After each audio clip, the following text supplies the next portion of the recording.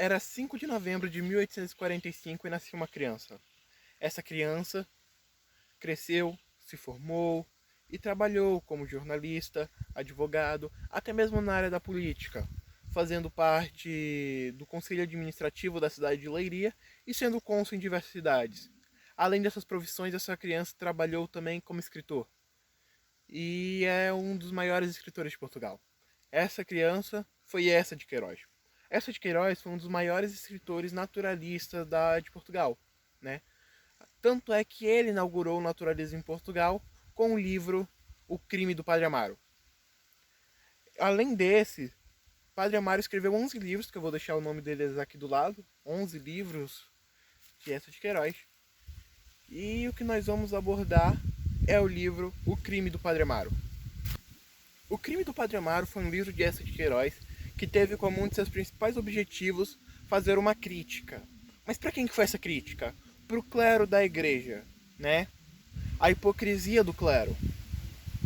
O livro, ele é ambientado na cidade de Leiria e ele se passa por volta dos anos de 1870 e 1860, né? Entre 1860 e 1870. Nessa época, a cidade, assim como todo Portugal, era muito mais influenciada pela Igreja Católica. Ainda é até hoje, né? Assim como todo mundo, mas nessa época era bem mais. A igreja ela tinha um peso político maior, um peso. Ela dominava mais todas as áreas da sociedade. Então, é nessa época que o Essa de Queiroz vai começar a criticar o clero da igreja. Vai perceber que tem erros lá e vai mostrar que está errado, né? A história começa contando pra gente sobre o padre José Miguel, que era um antigo pároco da cidade de Leiria, e ele acaba morrendo, né, de apoplexia no primeiro capítulo da história. E aí passam-se 2 meses e nós recebemos a notícia de que o padre Amaro vai substituir o padre José Miguel. Então nós vemos o Cônego Dias, que antes ele foi professor de ética e moral do Amaro, e agora, né, com o Amaro formado, ele seria um grande amigo dele. E aí o Cônego Dias, na verdade, decide que o Amaro vai morar na casa da dona Joaneira, que era uma dona de uma casa de hóspedes na cidade de Leiria. Então ela alugava um quarto que tinha abaixo da casa dela e ela morava em cima com a filha dela. Até aí tudo bem. Mas tem um cara que estava conversando com o Cônego Dias que ele pensa assim: o Padre Amaro é um cara novo. E a dona Joaneira tem uma filha, a Amélia, que tem 20 anos, é uma moça bonita, jovem, tudo mais. Pode ser que o Amaro acabe pecando. Mas o Cônego Dia, por A mais B, defende que o jovem Amaro deve ficar na casa da dona Joaneira. Mais tarde nós vamos entender isso. Então o Amaro chega, né? Numa noite lá, ele conhece a dona Joaneira, a casa dela, os seus aposentos, e num jantar ele também conhece a pequena Amélia. Depois desse jantar, existe uma quebra de cronologia na história e nós voltamos para o passado, quando a Amélia era uma criança de apenas 6 anos de idade, né? Que é quando seus pais morrem. O Omar ele passa a ser criado com a patroa da mãe dele, a Marquesa de Alegros, que era uma mulher bem rica, e então ele passa a viver com ela. Só que tem um problema. Ela queria que o Amaro fosse padre um dia, o que não é problema nenhum. Mas o problema era a forma como ela criava ele. Ela criava ele muito próximo às empregadas, às criadas da casa, e então elas o vestiam como um menino e andavam seminuas perto dele, né? E ele passou a se agradar com aquilo, passou a gostar daquelas visões, né? Tanto é que no livro está escrito que uma das principais atividades dele, uma das principais brincadeiras que ele gostava com elas, né? Era fazer cócegas por debaixo dos vestidos dela. O que não é lá uma atividade muito interessante para quem um dia vai ser padre.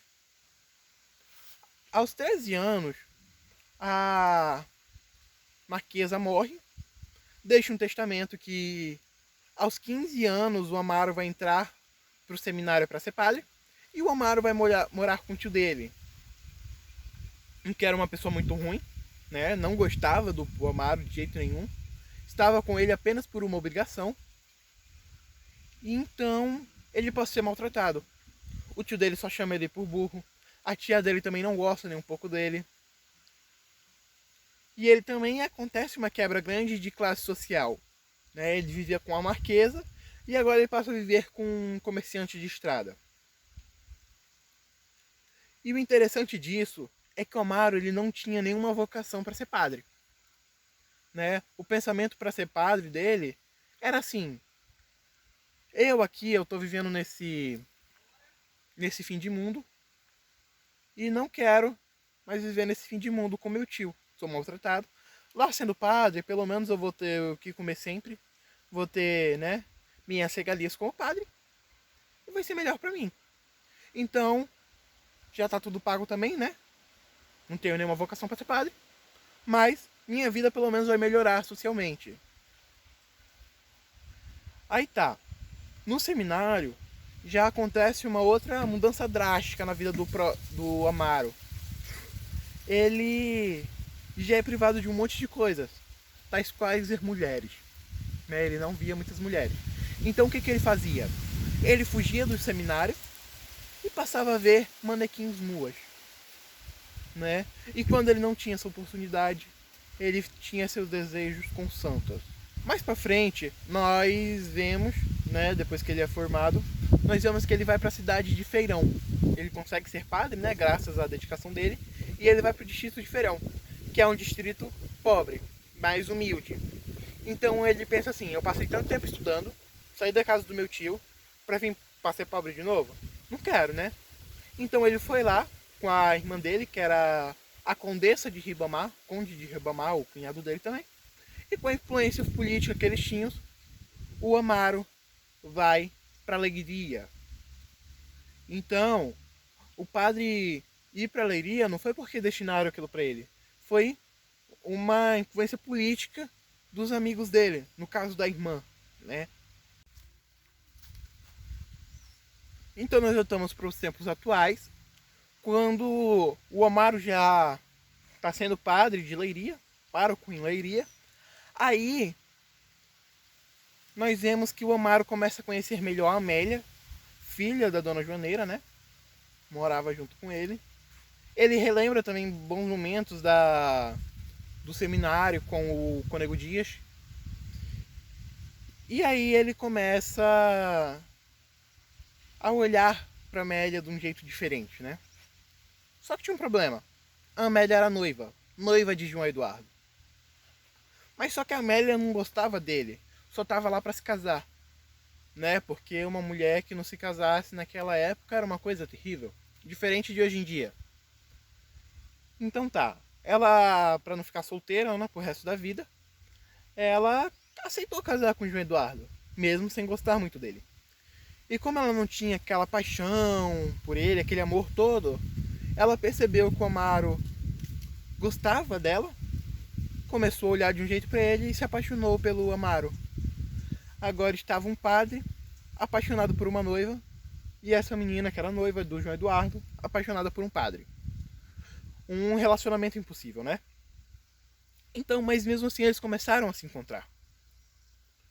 Mesmo com bastante receio, eles se encontravam de vez em quando aqui, de vez em quando ali. Se encontravam, conversavam bastante. Tanto é que uma das cenas mais irritantes pro próprio Amaro era quando ele via a Amélia junto do João Eduardo. Só que teve um dia que ele viu uma cena meio constrangedora, né? Até que ele chegou em casa mais cedo, terminou mais cedo seus afazeres da igreja. Chegou em casa e ele viu o Cônego Dias tendo relações com a dona Joaneira. Então ele pensou: se o cara, né, olha a hipocrisia, o cara que era professor de moral e ética dele tava pegando a mãe, aí ele pensou: eu também posso pegar a filha. enquanto tá escrito no livro, né? Enquanto eles estão fazendo as coisas dele lá em cima, onde o quarto da Dona Joaneira, a Amélia vem pra cá, pra baixo comigo. Aí tudo fica bem, né? Só que o João Eduardo também não era besta nem nada, percebia os olhares amorosos entre o Amaro e a Amélia, né? E aí ele se revoltou, chegou no seu estopim, aí ele falou, já chega pra mim. Então ele escreveu um artigo pro Jornal da Cidade, chamado Os Modernos Fariseus, ou Os Novos Fariseus. E nesse artigo, ele falava sobre muitas hipocrisias de religiosos, assim como todo o livro O Padre Amaro, só que lá o jornal era uma coisa bem fidedigna, né? Tanto é que teve uma parte que ele escreveu, né? Que tinha uma jovem ingênua da qual o padre se aproveitava. Para não levantar suspeitas, né, de que era o Amaro e com a Amélia, eles se afastaram. O padre saiu da casa da Dona Joaneira e achou uma casa para ele. Passa-se algum tempo com todo aquele escândalo e descobrem que foi João Eduardo, né, que publicou aquele jornal, que publicou aquele artigo. Então a Amélia fica, né, nervosa, brava e termina o noivado de uma vez. O patrão do João Eduardo demite ele pelo todo aquele escândalo que ele fez na cidade e o Padre Amaro volta a conversar, volta a se aproximar da Amélia. Então, né, a empregada lá, a criada do Amaro, ela pensa assim, eu sei, né, vou guardar o segredo pro Amaro se ele me der alguma coisa, mas tá vindo ela direto pra cá. Não tá errado isso. Tá errado. Não, vão desconfiar, uma hora ou outra vão desconfiar de que ele tá vindo pra cá pra ter esses encontros. Aí o que aconteceu? Ela falou pro Amaro que isso estava acontecendo, que desconfiar. Ela falou, você pode ir lá pra casa do sineiro na igreja. Ele tem uma filha paralítica. Você fala assim pra Amélia e catequizar ela e ensinar as coisas pra ela, o alfabeto, já que ela é ruim de comunicação. E passado-se algum tempo com ela lá, vocês vão e começam a ter seus encontros. Isso aí nos dá a entender no livro de que não era só o Amaro com a Amélia que se encontraram lá, que se encontravam lá também. É isso que foi feito. O Amaro convenceu todas as freiras de que a Amélia precisaria fazer aquilo. Convenceu o porquê, né? E tá. Aí a Amélia foi. Eles faziam coisas bem, né, digamos, hereges. Eles usavam o nome de Deus para poder se encontrar. Tanto é que teve uma vez que chegou novas roupas para a santa e o Amaro simplesmente pediu para que a Amélia vestisse as roupas da santa, justamente para satisfazer seus desejos do passado, quando ele tinha seus desejos com as imagens das santas que tinham no seu quarto, né? Aí tá. Até lá tudo bem, ninguém sabia de nada. Mas começou a acontecer isso, a Amélia falou, tá errado. Na verdade, a Amélia não chegou a falar que tá errado. Ela simplesmente achava que aquilo era errado. E quando ela falava aquilo pro Amaro, ele dava um jeito de convencer ela que tava certo, né? Inclusive ele chegava a falar, a comentar, que por ele ser um homem de Deus, né, ela estaria tendo um relacionamento direto entre um humano e um Deus. E inclusive quando ela não queria mesmo fazer, ele bajulava ela com alguns presentes. Enfim, mas ela não chegou a dizer, esclarecer que estava errado. Ela achava errado e por isso ela tinha os sintomas que eu vou falar agora. A Amélia tinha pesadelos direto. A Amélia começou a ter a saúde dela psicológica abalada, a saúde mais física abalada. E aí o Cônego Dias começou a desconfiar. Tá acontecendo alguma coisa lá na casa do sineiro. Eu preciso saber o que é. Aí ele foi, conseguiu se encontrar com a Totó, a menina paralítica, filha do sineiro. E ela, de uma certa forma bem confusa, né, já que ela não era muito comunicativa, contou tudo pro Padre Amaro. Pro Padre Amaro não, desculpa, professor. Pro Cônego Dias. O Cônego Dias já, com muita ira, com muita repulsa do que o Amaro estava fazendo, chegou lá pro Amaro e falou: tá errado isso que ele tá fazendo. Você não pode estar indo lá na casa do cineiro, usar a desculpa que você tá catequizando a Totó, que a Amélia tá catequizando a Totó, pra vocês irem se encontrar. Não pode. Aí, mas o Padre Amaro, ele tinha um segredo. Ele sabia o que o Cônego Dias fazia com a Dona Joaneira, né? E ficou tudo certo. O Amaro guardava o segredo do Cônego Dias e o Cônego Dias guardava o segredo do Padre Amaro. Foi-se por meses e meses, até que um dia o inevitável acontece. Amélia estava grávida, né? Principalmente naquele tempo, era mais inevitável ainda. Não tinha nenhuma proteção. Não tinha nenhum jeito de nenhum tipo de preservativo. Então, mais cedo do que aconteceria hoje em dia, a Amélia estava grávida. Ela contou pro Amaro que teve uma brilhante ideia: vamos abortar, né? Toma um negócio aí, você tira essa criança daí de dentro, vamos abortar. Só que a Amélia, sensata, né, não quis fazer aquilo. Né? Ela não queria perder o filho. Tinha o seguinte problema naquela época, né? Já que a Amélia não queria abortar, ela também não poderia ter aquela criança. Por quê? Porque o Amaro era padre, então eles nunca deveriam ter se relacionado, né? Ele não poderia ter um filho. A Amélia era mãe solteira, o que na época era muita desonra para uma família, podemos dizer assim, né? Ela não poderia ser mãe solteira.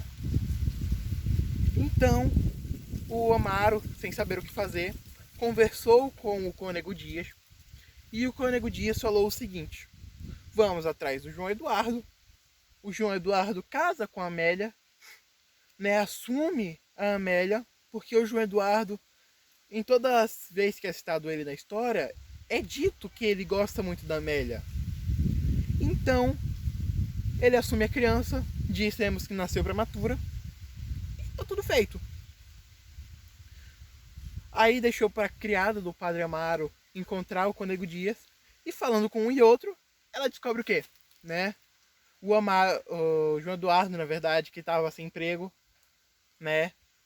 Ele veio pro Brasil e ele não estava mais em Portugal, não tinha mais como ele assumir aquela criança, não tinha mais, né? Já que ele estava do outro lado do oceano, se casar com a Amélia.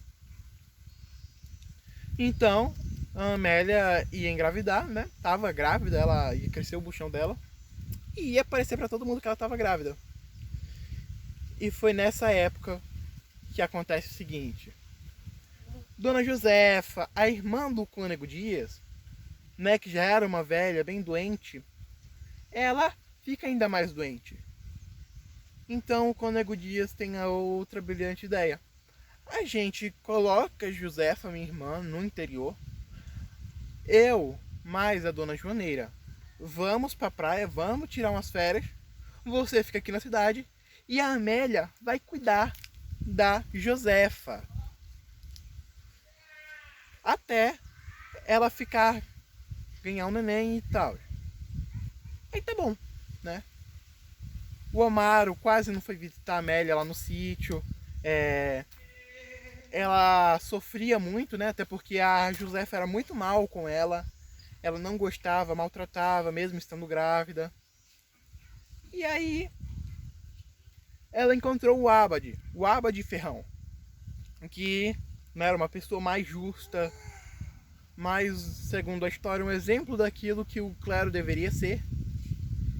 E, né, ele sempre aconselha, ele sempre com aquela visão mais construtiva, mais cristã. E ele perdoa a Amélia, não julga ela mal pelos seus atos, assim como o médico que estava cuidando dela, que era um ateu, que vivia lá no interior também. Ele também não julga ela mal por seus atos. Então a Amélia começa a ter amigos aí, né? Principalmente com o Abade Ferrão, com quem ela passou a se confessar para ele.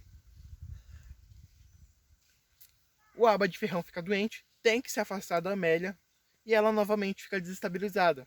Tava sem um amigo perto dela, né? E chega o dia dela ganhar o neném. Ela escolheu o nome de Carlos, né? Nasceu um menino. E aí, quando ela ganha o neném, o Amaro vai até ela, pega o neném e tem duas opções. Ou ele dá para alguém cuidar da criança, né? A criança vai viver bem, saudável, feliz. Ou ele pode dar para alguém matar a criança. O que seria muito mais conveniente pro Amaro, né? Convenhamos. Ele não teria que cuidar da criança, mandar qualquer tipo de suprimento que fosse. Ele não precisaria ter nenhuma prova física, nenhum indício de que ele foi pai. Então a criança nasceu, ele deu essa criança para uma tecedeira de anjos. O que vem a ser essa tecedeira de anjos? Né? Ela vai matar a criança, vai tecer novos anjos, se pudermos pensar nesse lado mais metafórico. Né? A criança vai se tornar um anjo, ela morreu. Então o Amaro, né, sabendo que a Amélia estava muito doente, ele entrega para essa tecedeira de anjos, só que ele diz que não é para ela matar ele. Ele entrega com a condição de que a criança ficasse viva. Né? E tá, passa-se um tempo, a Amélia muito doente do parto, sem o filho dela, né, nas condições que ela estava, sendo maltratada pela dona Josefa, que inclusive só aceitou ficar lá, né, ajudar a Amélia, porque por interesse próprio, né? Porque ela pensava o seguinte: se eu não ajudar a Amélia, eu não estou amando o meu próximo. Então Deus pode achar isso ruim, eu tô perto de morrer. Então eu não vou pro céu. Ela pensou, se eu ajudar a Amélia, né, que a ajuda que ela deu seria muito melhor se a Amélia tivesse ficado na cidade. Mas enfim, né? Ela ajudou mesmo para dizer que estava ajudando, né? Para quem sabe Deus a deixasse ir pro céu. E aí, na situação em que ela estava, triste por estar sem o filho, ela acabou falecendo. Quando ela falece, o Amaro, né, se arrepende de dar o filho para tecedeira de anjos e ele vai atrás dela, atrás do filho. E quando ele chega lá, ele recebe a notícia de que o filho também morreu de hipotermia, morreu naturalmente de hipotermia. Então, mas o Amaro, em nenhum momento ele se deixou ficar triste por isso. Né? Ele ficou triste porque a Amaro morreu, ficou triste porque o filho dele morreu, mas pelo menos eles tinham morrido. Porque agora não tinham mais provas de que a Amélia tinha ficado grávida do Amaro, que o Carlos era filho do Amaro, já estavam todos sepultados. Durante o sepultamento de Amélia, o Amaro deixa a Leiria. Se eu não me engano, ele vai para Portugal. E o João Eduardo, que havia voltado para Leiria, acompanha o cortejo da Amélia. Né? Muito triste, por sinal, já que ele sempre amou ela. Ele é aquela questão do romantismo, né? Amava ela. E aí a história acaba com a Amélia morta, ou o Carlos morto, quem poderia contrariar o Amaro mortos, e o Amaro, mais o Cônego Dias, mas todos os cúmplices dele estavam vivos, né? Porque e não chegou a ter esse final feliz para sempre como era no romantismo. E aí o autor ele deixa a reflexão pra gente, né? Da hipocrisia dos sacerdotes. Porque não era só o padre, nem só o cônego. O livro diz pra gente que vários sacerdotes de Leiria, né, eles se juntavam para falar dos seus pecados, dos seus crimes. Então, ele mostra isso pra gente. Inclusive, o Cônego Dias, ele usa muito dessa hipocrisia quando ele está errando com a dona Joneira e vai dar bronca no Amaro. O Cônego Dias erra já por ele ser um professor de moral e ética, né? Ensina moral e ética e é totalmente antiético e sem moral. Um padre, né, alguém da igreja que era para ser alguém, né, alguém puro, santo, como a igreja prega, ele era alguém que fez todas essas atrocidades. Deixou a mulher que ele amava morrer, deixou o filho dele morrer para que ele pudesse se dar bem. Tudo para ficar mais conveniente para o Amaro.